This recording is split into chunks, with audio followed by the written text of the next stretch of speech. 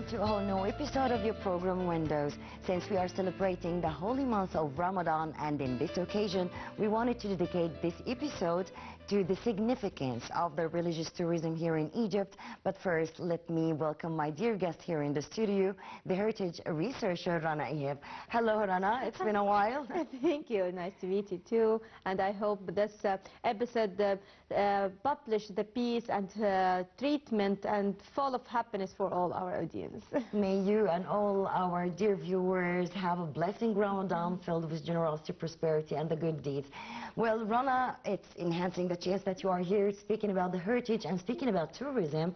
Of course, Ramadan has its own vibes all over the Islamic nations, but here in Egypt it has its own criteria, its own festive, when it comes to different aspects, of course, the celebration, the gathering, the warmth of the family, and of course the fanous, the madfa.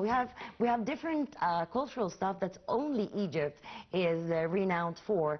So tell us more about this. How can this enhance and have a great impact in attracting more tourists when it comes to religious tourism?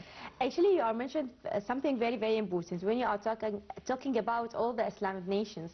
So why especially people prefer to spend their time of Ramadan here in Egypt? Here is the secret. So because the vibes is completely different. In other Islamic places, it's kind of quite places, so people going to pray and taking their iftar, their breakfast with their families and so on. Here in Egypt the vibes is completely different. So because it's decorations all over. People didn't sleep in Ramadan in Egypt here.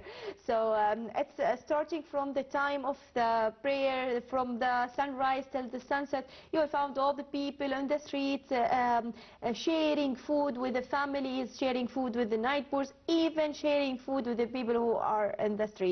So during Ramadan you will find especially before the time of the breakfast, you will find the people, Muslims, Christians, just standing, giving you water, giving you dates, giving you Ramadan's drinks to just break your breakfast. So here is something different, especially after your iftar, you didn't sleep. Just after the prayers, you are going to the heritage places here in Cairo in general, walking to Al Hussein, went to the Ramadan stands everywhere. So here is the vibes. The decoration is completely different. So if we are talking about the preparation before Ramadan, you will find the children in the street doing their own decoration with themselves, just asking people to join to put the happiness in their hearts. So here is the different vibes, not only in the kind of food or sharing the food. It's about how the people love helping each other, what they are doing to each other. Here is the point and different thing, different vibes in Egypt. Well, you mentioned something very interesting, which is the heritage places, the cultural places, the authentic places, the historical places here in Egypt. People, all those places have its own events, festives, concerts. I think this is something else. We'll speak about more shahid supplications, praising the Prophet Muhammad, may peace be upon him. All those factors, Tanura shows. We have our specific culture, traditions, which is inherited, of course. So tell us more about this. Actually, when we are talking about the heritage, it's actually leading us to the kind of tourism which is religious tourism. So when we are talking about the heritage in the Ramadan, we will find the Coptic Muslims, even the Jewish, have the same meaning and they are doing the same things at the same time. So when we are talking about the heritage of Ramadan, especially the Islamic places, we can shed the light on the citadel of Salah ad-Din, we can shed the light on Al Hussein and Al Mu'azza Street. I'm talking only about Cairo. And mosques. Exactly. When Cairo is known as the city of thousands of minarets. So you have verses of mosques that you can enjoy even your prayer in there. So it's fantastic, it's amazing. So when we are talking about the citadel of Salah ad-Din, we have in the citadel of Salah ad-Din the mosque of Muhammad Ali, which is the jewel of the mosques, and we are talking about the mosque of Sultan Hassan, which is considered as the fourth pyramid of Egypt. Wow. We can talk about Rifai, we can talk about Al Hussein, the grandson of the Prophet Muhammad, peace be upon him. So all of these places people love to visit, and if they didn't visit this in Ramadan, actually they visit it also all the year, but especially in Ramadan. It's not only that, it's about Sayyidah Zainab, also mosque. All of these mosques people love to near to the vibes of and many. Exactly, many places, many mosques around Cairo. I'm talking only about on the spot of Cairo. If we're going to talk about all Egypt, we will not finish this episode today. So here is the vibes, here is the amazing things, and especially it's related to the religious thing. So here is the idea about the Muslims and what they are doing during Ramadan, and the prayers and playing, spending the time with the families, even in the palaces of Egypt. Nowadays we have iftar, or the breakfast, and suhoor, and all many different heritage places. This has not happened before, and this is our strategy to keep inviting people, to keep showing people how Egypt is amazing, not only in, especially in Ramadan, but in the whole year. So taking your breakfast or taking your iftar in a palace, it's something amazing. Yeah. And we have now a special place for iftar and suhoor in the Grand Egyptian Museum. So you are just taking your breakfast beside the monuments. Ramses II looking at you during that, taking the iftar. Enjoying with us. So here is the vibes. It's a different vibes, and it's not happened before in Egypt. You mentioned a couple of very important points, let's say. You mentioned we have the Coptic and the Islamic kind of attraction when it comes to religious tourism. You can find here, there, cathedrals, churches, mosques, as you said. Also, it's not just that, it's the vibes itself. We do have something, and the city that never sleeps, of course, that when it comes to the festivals. And in your point of view, how can these kind of events can be promoted internationally and attract more international tourists? So when we are talking, yes, we are talking about Ramadan, but it's not only for the Muslims, it's for all the people from all the world. So because it's not just a Muslim, he cannot enter the mosque. Definitely he can enter and enjoying the mosque, because it's the heritage of the place. It's not only related to a one type of people or something. And we here in Egypt have the unity. As I mentioned at the beginning of the episode, you will find during the iftar Christians giving you a water, and the Muslims vibes, they are also caring about the Christian people and how they are doing. Here is the unity.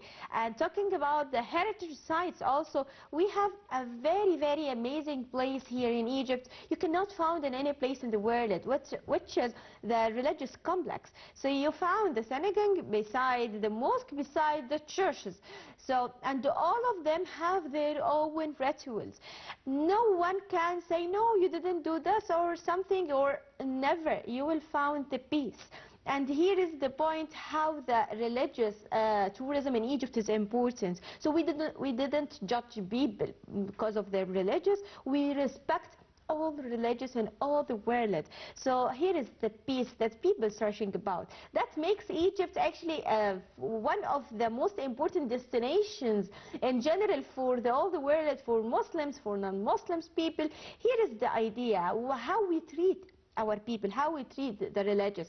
So the unity, respect people, and all of those things, giving you an information how we can add different vibes for the people who are spending their times here. So we are mentioned the Coptic, and now in Egypt we have amazing thing for attraction for the tourism, which is the Holy Family journey. So they are starting from Sinai until the upper of Egypt. During all of this journey, no one telling them what you are doing here, no one telling them or stop them, or actually all the people helping them, the Virgin Mary with the Christ. So you will find all the people giving them a hand to live in peace. So we have many places, many churches in Egypt for the Holy Family journey, and we have here in Cairo special place which is the Tree of Virgin Mary. You will find that people visiting at the churches everywhere, even in the religious complex. We have the churches, the church that Virgin Mary stayed on, and all of these vibes. So here is the difference. Here is the point that we need to focus on it. Well, of course, you mentioned this kind of like an aspect of the religious tourism. We have many more, like as you said, turning some historical places or some authentic places to a place that where you can have iftar and enjoy. This is amazing. Also, we have something else that we have more and more concerts, muashahat, supplications, tanura, dancing, all of those cultural traditions when it comes when we mention Ramadan. I think this is also kind of an attraction because people think that Egypt, well, during Ramadan we cannot visit. No, you can visit definitely, and you can enjoy all the vibes and the uniqueness of these vibes. Exactly, exactly. When you are visiting, actually I'm taking them from my parents taking them from their parents and grandfather and so on. So this is our tradition before hundreds of years when the Islam became in Egypt. So when we are, for example, looking for the activities that you are mentioned, for sure, at least 2 days in Ramadan, we have to take our breakfast or our iftar in Al Hussein and in Al Mu'azz Street.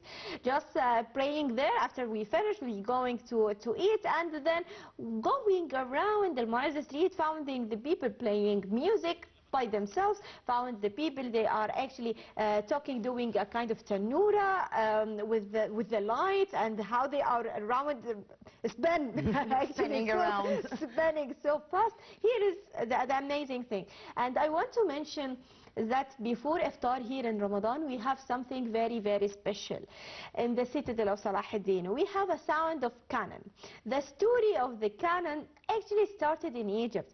When we are in the time of Khedive Ismail, and just people saying no one cared about anything, and one of the servants, he cleaning the cannon, and he was bombed.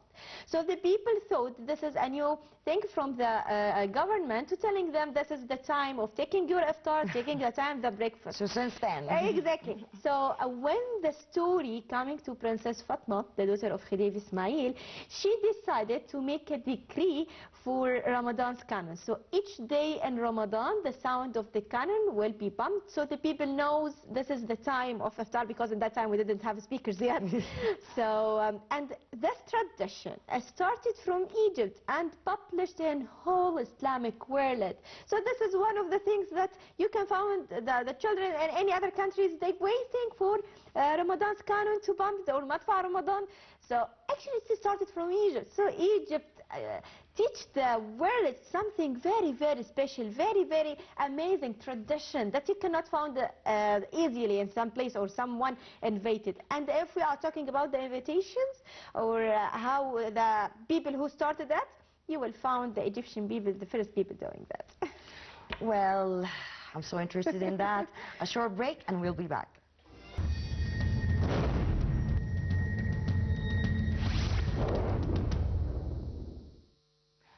Welcome back. We're still following up with my dear guest here in the studio, the heritage researcher Rana Ihab, and we're still talking and tackling Ramadan here in Egypt. Well, Rana, before we go to our break, we've been talking about different stuff, and including that is St. Catherine, which is considered one of the most beautiful destinations when it comes to religious tourism, and also it's crowned as the world's best tolerance and peace destination to hit. So tell us more about it. Actually, St. Catherine, the amazing thing about it, it's about when the people want to do a kind of meditation. So this is one of the tourism that people searching about now, because the whole pressure that happens around us. So sometimes we need to relax. St. Catherine is the perfect place to have this relax. So when we are talking about Sinai in general, the most amazing but relaxing place ever. So when we are talking actually about the south part, we have Sharm el-Sheikh and Hurghada enjoying the Red Sea and everything. So when you finish that, going to St. Catherine, the highest place that we have here in Egypt, and the journey there, it's really healing your soul, because when we are talking about the place and what's the events that happened there, I started, and actually the three heavenly religions talking about this place. It's mentioned in the Holy Quran, the place of Sinai in general, mentioned in the Holy Quran. When the God talks to Prophet Moses, and when the saints going to the top of mountain to worship to the God in special place. And during the climbing the mountain, you can find the naked sky full of stars and the moon, and this is definitely something Beautiful. amazing. You see the sky, the real sky. It's not, when you are living in the city, you cannot understand the meaning of the sky. If you are moving to another place and found the clear sky, it's amazing. So it's during your climbing to the mountain, the journey itself, how the saints and the prophets are spending all of this effort to going to talk to the God. So this is the journey, this is the moral that we can take from this amazing story. And you can find at the top, you found the mosque and you found the church, which is amazing thing. So they spend all of this time, and when they are back to meet the people again, and they going out to find the daily life needs, it's not important for them. The important thing to worship to the God. So during the journey itself, it's something amazing. So this is St. Catherine, and now we are working very, very hard in Sinai to facilitate everything for the tourists who want to enjoy this very special place. We are talking about actually working in the infrastructure, working in the place. For that reason, it's the place of tolerance now. So it's not easy to find something crowned like this in the world. You cannot find even in Africa and the Middle East. Searching about this place, you will find it in Egypt. So here is the important thing. Here is the idea, what we are working very hard with the Ministry of Transportation. I was just going to ask you, what was the elevating process that been happening to St. Catherine? So working at the infrastructure is very important, the roads. So because it's a kind of high, and when we are in need before 10 years, actually before 5 years, it's very hard to going to Sinai easily. Now it's amazing. So you just spend from Sharm el-Sheikh, it's only 1 hour or something like that to enjoy those amazing things that we mentioned. Working with the Ministry of Information and the Technology for everything, for the satellites, working there and so on, making your journey peace. This is the most important, and this is actually the job of the Ministry of Tourism and Antiquities to facilitate your trip here. It's not only actually in Sinai, it's in whole Egypt, but because we are focusing on Sinai nowadays. So even St. Catherine, one of the places that listed in the World Heritage List. So when in the World Heritage List, if we have around 100 of places, you can find St. Catherine in the Middle East, one of them. Here is the point, and here is why St. Catherine is important. Of course, this part, this Sinai part, is charming. It's amazing. It's so peaceful over there. And we can never have enough of this. But also in Egypt, in Cairo, the busy Cairo, this merge of entwining activities, Ramadanic nights, in the authentic places. In the authentic places, all the authentic places are light up.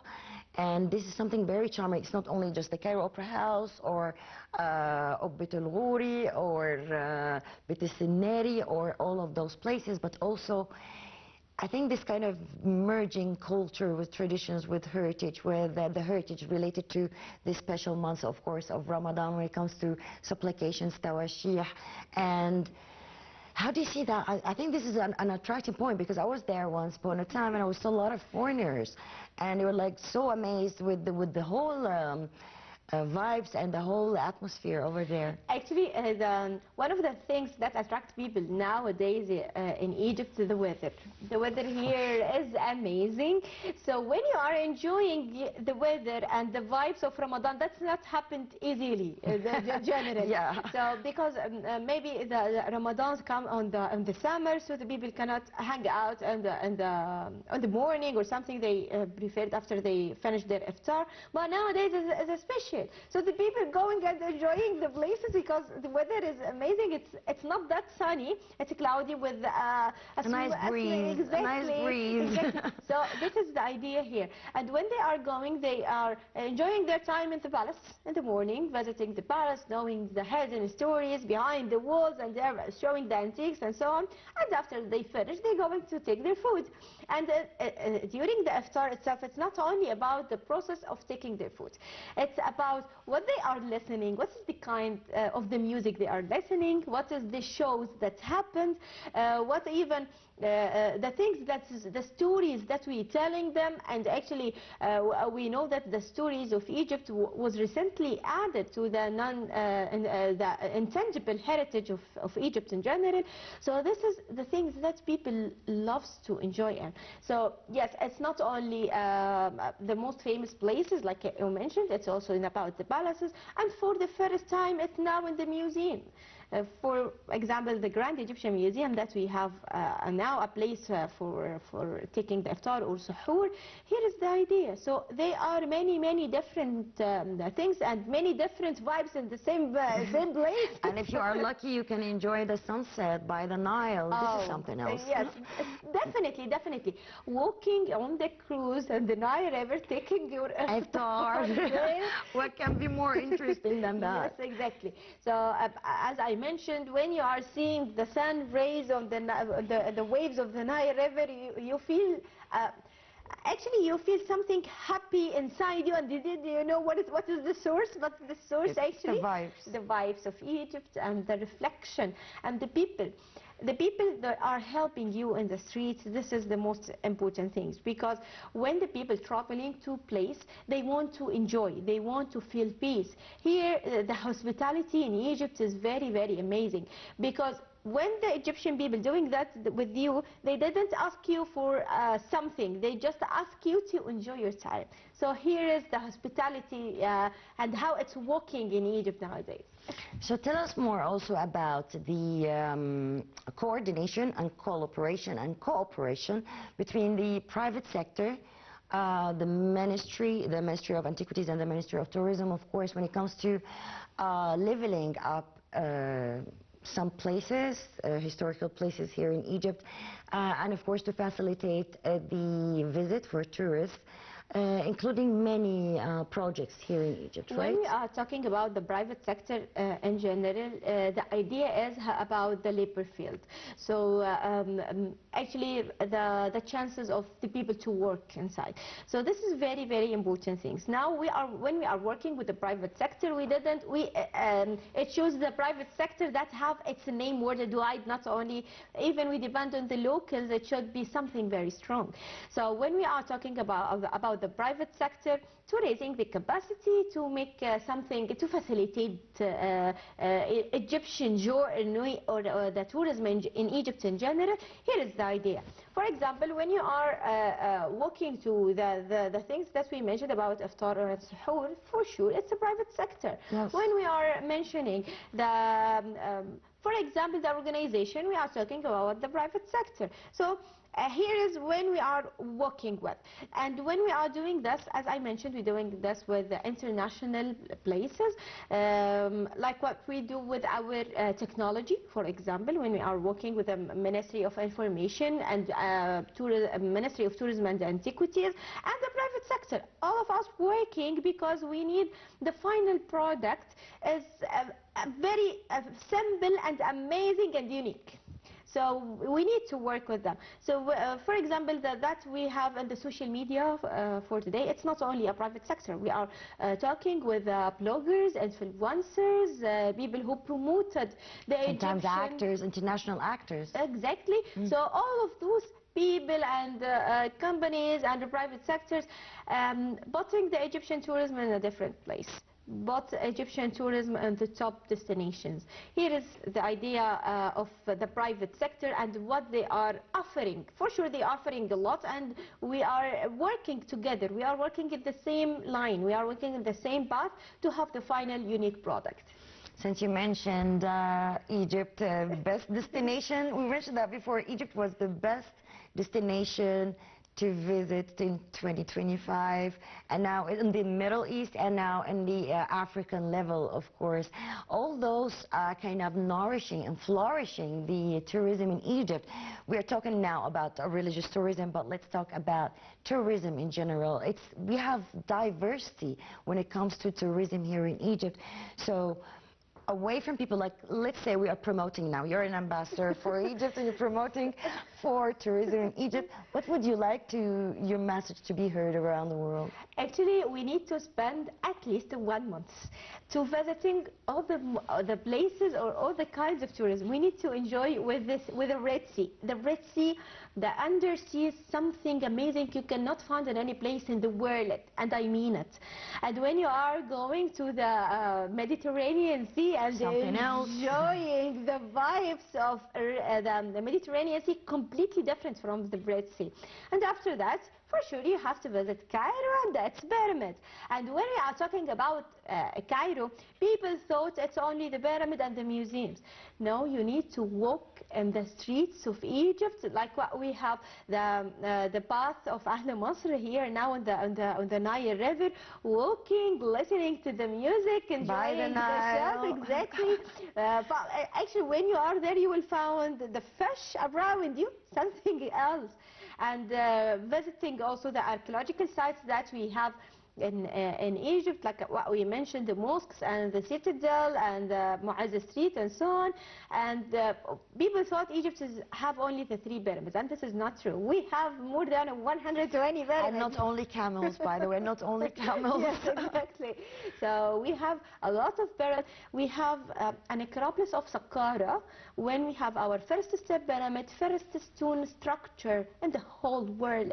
And you're enjoying your time seeing the colors of the tombs, because people also thought the only colored tombs in Luxor and Aswan. So this is Not only true. in Cairo. It's not true, yeah. So exactly. And when you are going down, you are visiting Ilmenia and enjoying the tombs of Bani Hassan. The tombs of Bani Hassan, it's in the high mountain. So if you are taking a cruise, you will stop there. So enjoying with the green area and the desert, something fabulous, because you have the desert and you have the tomb, and on the other side, when you are on the top looking at the green area of Egypt, and this is something amazing, and between them the Nile River. It's something else, because when you are going down, the Nile River is completely different from that one in Cairo. For that reason I mentioned this journey from the early beginning. So going to Ilmenia, going to Sohag and Qina, and founding the amazing tomb of Dandara, when we have the first representation for the sky map, when they are telling you about the horoscopes, about the zodiacs, a lot of things. So finishing your journey there, going to Luxor and Aswan cities. All of these places is full of monuments, for sure. You can enjoying with the balloons that you have yes. in the early morning. It was stopped for a while, but now it's working. Yes, it's working now. So this is when we are talking about the private sector. So all of that things related to the private sector, for sure, under the supervision of Ministry of Tourism and Antiquities. Going to Aswan, enjoying the colored places in Aswan, amazing people there. They are the Nubia. Exactly, welcoming you in their houses. Then never ever forget to spend the time in Abu Simbel. So Abu Simbel, when we have the temple of Ramses II, the big temple, the huge temple. Actually, it's completely different in pictures, because in pictures you feel it's small, but when you are there, it's massive. Huge. It's something you can never ever seen in your life. Yeah. So here is the different stories. So we are walking in the and the beach tourism. We are talking about cultural tourism. We are talking about the green places. We are talking about safaris. We are talking about diving, exactly. snorkeling. And if you just feeling enough from all of that, you can go to Siwa and enjoy the hot springs there, healing, doing your meditation with the naked sky. You found everything in Egypt, from the early beginning till the end. Any kind of tourism that you can find here, you will really, really enjoy it. We are talking about all of this, but we didn't talk about the food of Egypt, the amazing food of Egypt, especially people going around the world to test the food.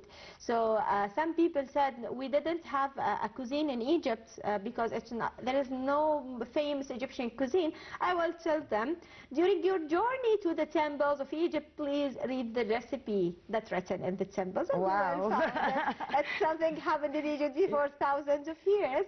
So the Egyptian lady, she is the first lady in the world that taught the people how they are making bread. And we have a bread until now in the museums. So this is nothing different or something I gave everything written in the tombs, and you can find it in the museums. It's not mine. So here is the idea, the food. The people, they want to try Egyptian food, and they want to try the drinks of Egypt, especially in Ramadan. Especially in and Ramadan, when we of are course. talking of the palm trees and the special Egyptian Dates. Definitely. So all of that things make your journey happy. So you are happy eating food, and this is enough for all of us. You forgot one thing. Since you are mentioning all those places and the diversity, and you've been such a good guide if someone's listening now and scheduling their trip, but also you forgot peace, security.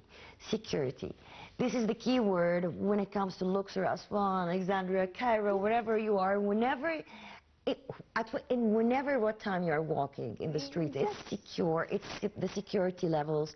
It's that you feel you are in your own homeland. You don't feel like a stranger ever. And of course, with the help of people around you, whenever, also at what time, in any time of the day. So yes, actually, some of tourists, they are coming to Egypt because they enjoying their time at night. So if you are going to the downtown, the place will never sleep. So you will find all the people in the street, and 2 a.m. you feel it's like 1 a.m. It's not p.m. something like that. It is. So it's very crowded, people everywhere, and even the level of security is very high.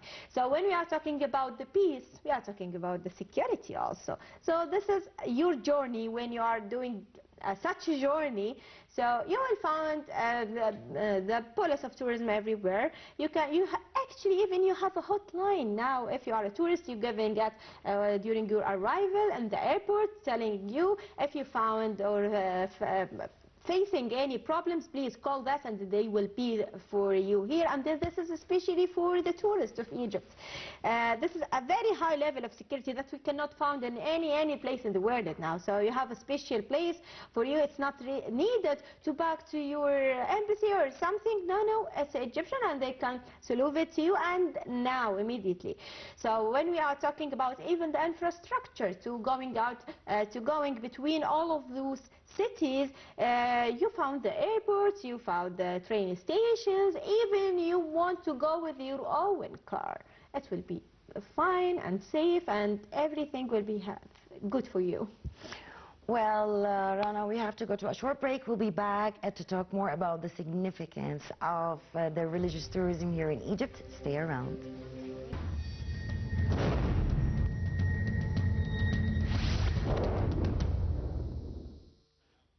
Welcome back, ladies and gentlemen. We're still following up with our topic with my dear guest here in the studio, Rana Ihab, the heritage researcher. Well, Rana, we wanted to talk more about the efforts that have been made to preserve our heritage and the Egyptian sites, and also in a way that it can be more appealing to tourists. So tell us more about the late development in this regard. When we are talking about this point, we need to shed the light that during the last 10 years here in Egypt, we're working very, very, very hard with preserve our monuments and the museums and so on. So when we are talking about this, we are talking about not only about the discoveries, it's how to reserve the discoveries. It's about how to restore the places. It's how we are working very hard, spending a huge money on that. So this is important. When we are talking in the religious places, for example, we are talking about the Tree of Virgin Mary. We can talk about the mausoleums that have been finished and working on. We need to talk about the Islamic Museum, Coptic Museum, and all of those places. So spending a time in finishing all of those projects, it's very, very huge. And nowadays, for example, we have an open palaces like Parunian Palace. It's just working before 5 or 6 years ago, and before that no one will know about this place. They are just saying yes from when they are walking to the airport or back from the airport. So this is the only thing. Now you can enjoy your iftar and your suhoor there. And when we are talking about also the minarets in Egypt, the place, and we are talking about how we can raise the capacity and raise the amazing things, amazing scene for the people around Citadel of Salah ad-Din, for example, the gardens of the museums. So all of that need maps, need working on the projects, need a lot of people dedicate how they can be preserved this heritage and these monuments in a perfect place. For example, we have in the Grand Egyptian Museum the biggest restorations labs in the whole Middle East. So actually, that means we are working hard, people. I mean, exactly. There's a lot of work that have been made. Hundreds of antiques and objects need a daily restoration. So we are working on that, and here is coming also the role of the private sector.